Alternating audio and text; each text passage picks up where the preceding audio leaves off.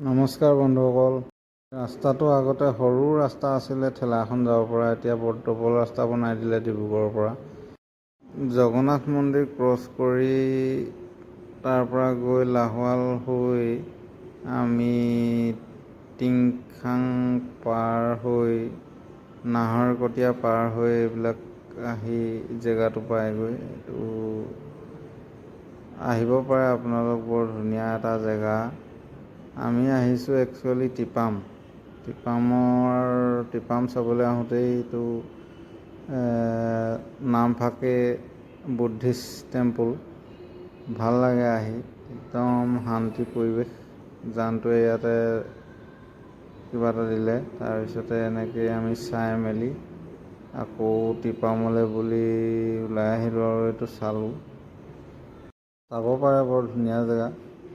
বৌদ্ধ ধৰ্মৰ এটা জেগা আমাৰ অসমতে থকা নামফাকে টাইফাকেসকলৰ। তাৰপিছতে আমি আহি পালোঁহি আহোম ৰজাৰ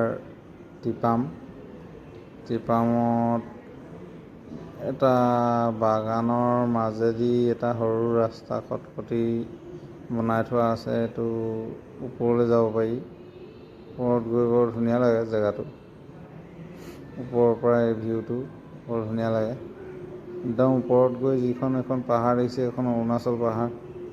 অৰুণাচল ইয়াৰ পৰা দেখি থাকি এয়া আমাৰ জানটো বহি আছে।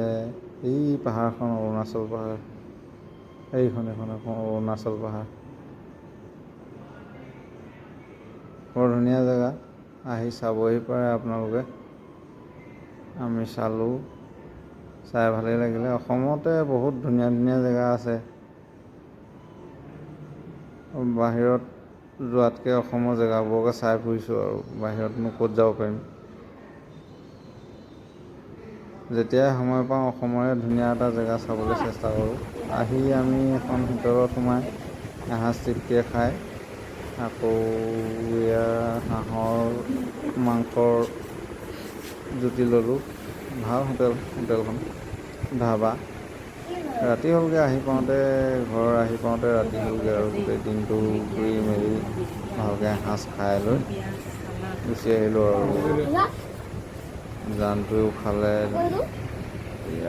একদম ধুনীয়াকৈ দিছে।